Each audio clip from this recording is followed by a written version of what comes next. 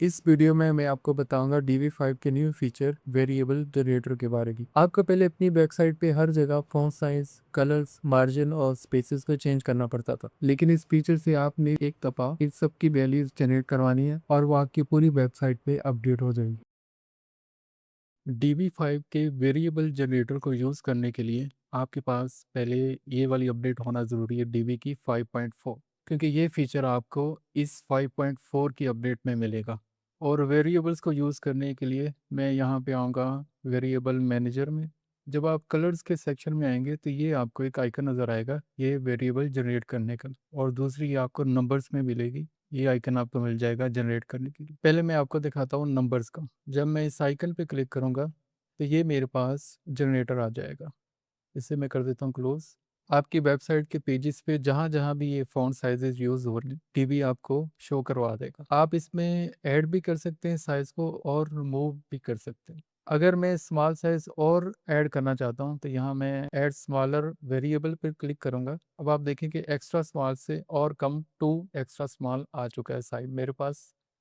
और अगर मैं 4 एक्स्ट्रा लार्ज से और बड़ा साइज़ ऐड करना चाहता हूँ तो मैं यहाँ ऐड लार्ज वेरिएबल पे क्लिक करूँगा, तो ये 4 से 5 एक्स्ट्रा लार्ज का एक फॉन्ट साइज़ मेरे पास आ जाएगा और यहाँ मैं इसे प्रीव्यू कर सकता हूँ। अब मैंने जब अपने साइज़ ये सारे सेट कर दिए, अब मैं क्लिक कर दूंगा यहाँ add variables to my site. View करने के लिए जब मैं ये नंबर्स पे क्लिक करूँगा तो मेरे ये सारे साइजेस यहाँ पे आ चुके हैं। इसे मैं क्लोज करके आपको और दिखा देता हूँ।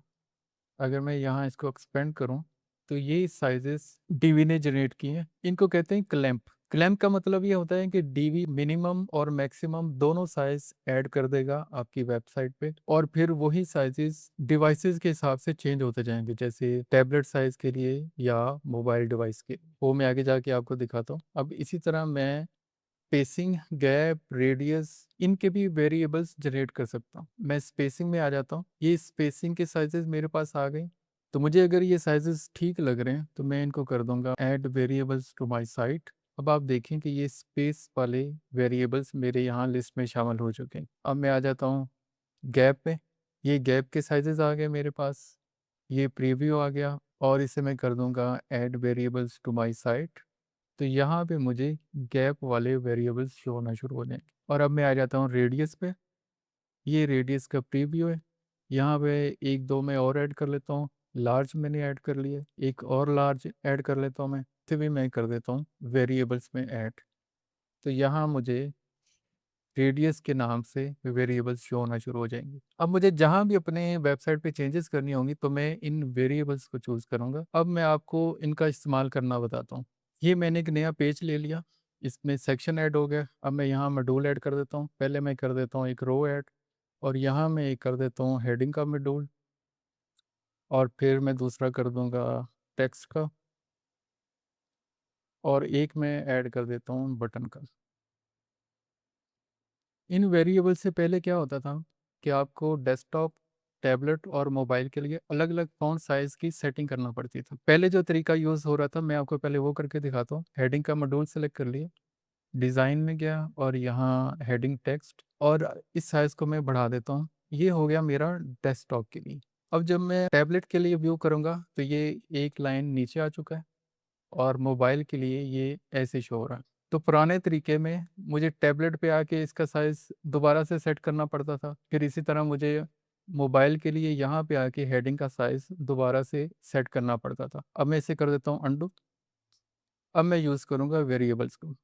ये हेडिंग का मॉड्यूल मैंने सेलेक्ट किया, ये हेडिंग टेक्स्ट साइज़ में आ गया। अब मैं यहाँ इस आइकन पे क्लिक करूँगा वेरिएबल के, और यहाँ मैं चला जाऊँगा टेक्स्ट के जो मैंने वेरिएबल्स ऐड करवाए थे। और दूसरी ऑप्शन है कि मैं यहाँ अगर मैं टेक्स्ट लिखूँगा तो मेरे पास सिर्फ टेक्स्ट वाले फॉन्ट साइजेस सामने आ जाएंगे। तो मैं यहाँ कर दूँगा 4 एक्स्ट्रा लार्ज को सिलेक्ट। अब जब मैं टैबलेट डिवाइस पे आऊँगा खुद ही फॉन्ट साइज एडजस्ट हो गया, और जब मैं मोबाइल डिवाइस पे आऊँगा ये साइज़ खुद ही एडजस्ट हो गया, तो मुझे एक एक करके तीनों डिवाइसेस के लिए सेट नहीं करना पड़ा। अब मैं इसी तरह इस पैराग्राफ को भी वेरिएबल्स में शिफ्ट करूँगा। मैं टूल सेलेक्ट कर लिया, डिज़ाइन में आऊँगा और यहाँ पे टेक्स्ट, और यहाँ पे टेक्स्ट साइज़, और इस वेरिएबल पे करूँगा क्लिक। मैं सर्च कर लूँगा टेक्स्ट को, और यहाँ मैं कर देता हूँ टेक्स्ट मीडियम। तो ये टैबलेट के लिए भी एडजस्ट हो गया और ये मोबाइल डिवाइस के लिए भी एडजस्ट हो गया। अब मैं यूज़ करता हूँ स्पेसिस। हेडिंग के मॉड्यूल को सिलेक्ट करके मैं आ जाऊँगा डिज़ाइन के टैब में और यहाँ मैं आ जाऊँगा स्पेसिंग में। और मार्जिन को यूज़ करने के लिए मैं यहाँ आइकन पे क्लिक करूँगा और यहाँ मैं सर्च कर लूँगा स्पेस और यहाँ कर देता हूँ स्पेस एक्स्ट्रा लार्ज। तो मेरी हेडिंग की टॉप मार्जिन में स्पेस आ गई। अब मैं पैराग्राफ और हेडिंग के दरमियान गैप लाना चाहता हूँ, तो मैं कर लूँगा सिलेक्ट टेक्स्ट के मॉड्यूल को और यहाँ स्पेसिंग में आऊँगा। स्पेसिंग में मैं मार्जिन मैंने सेलेक्ट किया, मैं कर दूँगा इस आइकन पे क्लिक और स्पेस सर्च कर लूँगा ताकि मेरे पास सिर्फ स्पेस की लिस्ट आए और यहाँ मैं कर दूँगा स्पेस मीडियम। तो ये हेडिंग और पैराग्राफ के दरमियान स्पेस आ गई। अब मैं पैराग्राफ और बटन के दरमियान स्पेस चाह रहा हूँ, तो पैराग्राफ को सिलेक्ट करके रखूँगा। यहाँ मैं बॉटम के लिए वेरिएबल चूज़ करूँगा स्पेस एक्स्ट्रा लार्ज को। तो ये पैराग्राफ और बटन के दरमियान आ चुकी है स्पेसिंग। तब इसका क्या होगा कि जब मैं टैबलेट व्यू में जाऊँगा तो ये स्पेसिंग खुद ही एडजस्ट हो जाएगी और जब मैं मोबाइल डिवाइस के लिए जाऊँगा तो ये स्पेसिंग खुद ही एडजस्ट होगी और मुझे खुद से करने की ज़रूरत नहीं पड़ी। अब मैं रेडियस यूज़ करना चाहता हूँ यहाँ पे, तो पहले मैं यहाँ एक बॉर्डर की विड्थ ऐड कर लूँगा। ये रो को मैंने सिलेक्ट किया और बॉर्डर विड्थ में ऐड कर देता हूँ 5 की। अब मैं लगाना चाहता हूँ यहाँ रेडियस, तो मैं यहाँ बॉर्डर रेडियस पे आऊँगा और यहाँ मैं चूज़ करूँगा वेरिएबल्स को और रेडियस में कर देता हूँ मीडियम। तो ये मेरा रेडियस ऐड हो चुका है। अब मैं आपको दिखाता हूँ कि अगर मैं इस रेडियस को अपनी वेबसाइट पे यूज़ करना चाहता हूँ बार बार, तो मैं इस रेडियस बॉर्डर को एज ए प्रीसेट कर लूँगा सेव और फिर मैं इसे जहाँ चाहूँ इस्तेमाल कर सकता हूँ। मुझे हर दफ़ा नया रेडियस क्रिएट करने की ज़रूरत नहीं पड़ेगी। इसको करूँगा सिलेक्ट रो को और फिर मैं डिज़ाइन में आ जाऊँगा बॉर्डर में और ये आ गया रेडियस साइज़। अब इसे मैं इस आइकन पे जाके असाइन प्रीसेट यहाँ क्लिक करूँगा और यहाँ मैं एक नया प्रीसेट क्रिएट कर दूँगा और इसे मैं यहाँ नाम दे दूँगा रेडियस टू एक्सेल और इसे कर दूँगा सेव। अब इसे मैं अगर यूज़ करना चाहता हूँ, मैं इस पैराग्राफ में आऊँगा, इसे करूँगा सिलेक्ट और डिज़ाइन के बॉर्डर में आके मैं जाऊँगा यहाँ प्रीसेट में और ये मैंने सेव किया था रेडियस टू एक्सेल के नाम से, इसे मैं करूँगा सिलेक्ट। तो मेरा ये रेडियस इस पैराग्राफ के ऊपर लग जाएगा। यहाँ मैं आपको दिखाने लगा हूँ कि जब डीबी खुद से एक वेरिएबल्स क्रिएट करेगा, तो आप उसमें अपनी मर्ज़ी से चेंजेस भी कर सकते हैं। मैक्सिमम मेरे पास है 4 एक्स्ट्रा लार्ज। चेंजेस को करने के लिए मैं यहाँ आऊँगा फ़ॉन्ट साइज़ स्केल डेस्कटॉप में। इस लिस्ट को जब मैं ओपन करूँगा तो मेरे पास ये ऑप्शंस आ जाएँगी सामने और अगर मैं सेलेक्ट करूँ ऑगमेंटेड फ़ोर्थ को, तो मेरे पास 4 एक्सएल में रहते हुए एक बड़ा साइज़ आ चुका है और इसे मैं कर देता हूँ add variables to my site. तो आपने ख्याल रखना है कि जब मैं इसे कंटिन्यू करूँगा तो ये मेरी पूरी वेबसाइट पे इस फ़ॉन्ट साइज़ को अप्लाई कर देगा क्योंकि मैंने अपने वेरिएबल्स में चेंजेस करवा दी।